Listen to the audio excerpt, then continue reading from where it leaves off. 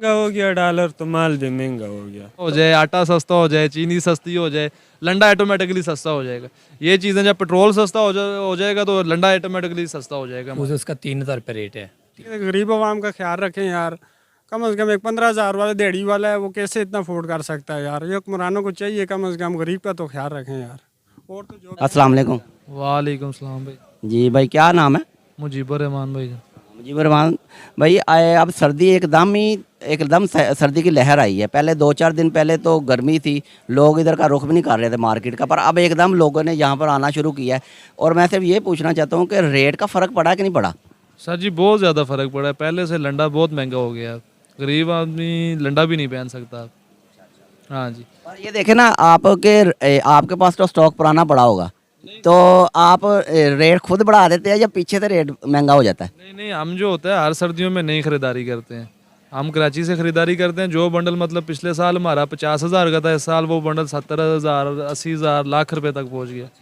इतना महंगा हो गया माल। डॉलर महंगा होता है, फिर लंडे का माल सबसे ज़्यादा पहले महंगा होता है। अच्छा, यानी डॉलर के महंगे होने से इसको भी बहुत ज़्यादा फ़र्क पड़ता है। बहुत ज़्यादा फ़र्क पड़ता है। जो मिसाल के तौर पर हम फ्राक लेते थे ना, बच्ची का 150 का दाना लेते थे या 300 का लेते थे, अभी वही दाना हम जो 300 का लेते थे वो 500 में ले रहे हैं। और आगे गाहक रेट नहीं लगाता हमें, वो तो बिल्कुल ही रेट नहीं लगा रहा। वो तो कहते हैं पिछले साल हम इतने का लेके गए, इस साल महंगा क्यों हो गया उनको।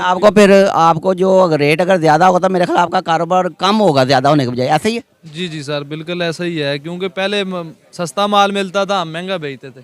इस साल ये चक्कर है, क्या नाम है, हमें महंगा माल मिला हुआ है, माल आगे से सस्ता बिक रहा है, हमारा लॉस ही हो रहा है। इतना अच्छा कारोबार नहीं है। अच्छा अच्छा, यानी कारोबार भी इस लिहाज से ठीक नहीं है। और जो आप कराची से जो आता है माल, वो बाहर के कंट्री से आता है या कराची में, ये कराची का ही माल है ये सारा ये मार्केट कहलाती है ना, इम्पोर्ट होता है जी, बाहर का माल आता है सारा, तो ये बाहर के मुल्कों का माल है या इधर का ही है? कराची का हो गया या फैसलाबाद का हो गया, इस लिहाज से? नहीं नहीं, वो सारा बाहर से आता है। कराची में भी जो आते हैं बाहर से कंटेनर आते हैं, कोई लंदन से आता है, कोई कोरिया से आता है, कोई चाइना से आता है, कोई इंडिया से आता है, कोई दुबई से आता है। वो इंपोर्ट करते हैं, कंटेनर इंपोर्ट करते हैं, आगे से वो ज़्यादा महंगा करके बेचते हैं हमारे ऊपर। अस्सलाम वालेकुम। वालेकुम सलाम। भाई, क्या नाम है आपका? असदुल्ला नाम है।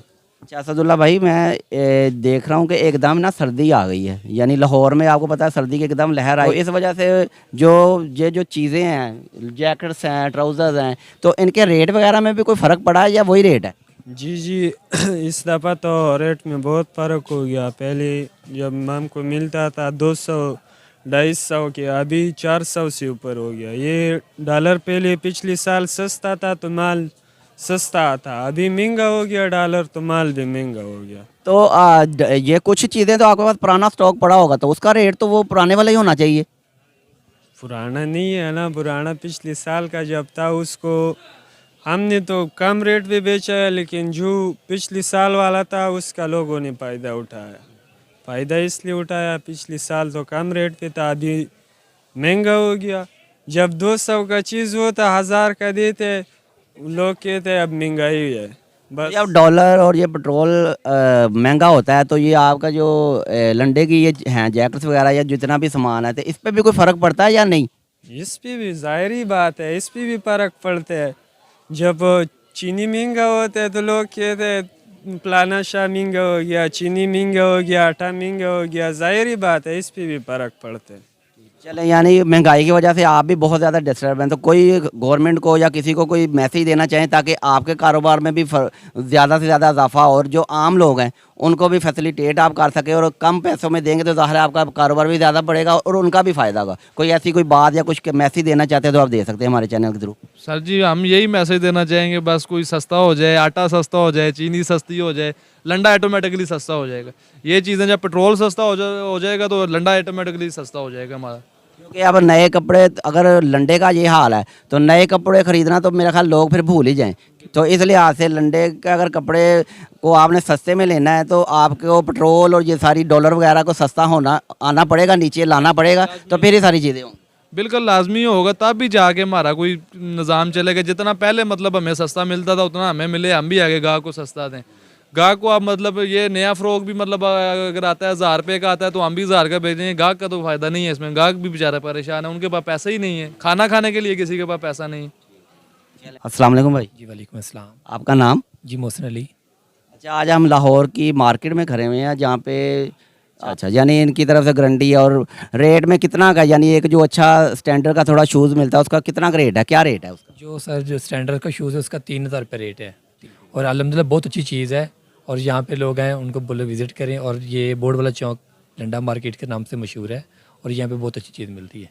यानी आप अब मुकम्मल सेटिस्फाई हैं और काफ़ी देर से यहाँ से ले रहे हैं? काफ़ी देर से यहाँ से ले रहा हूँ और इस मार्केट की बैक साइड में मेरी दुकान भी है। और अल्हम्दुलिल्लाह के यहाँ पे बहुत से लोग आते हैं और यहाँ से बहुत अच्छी चीज़ मिलती है।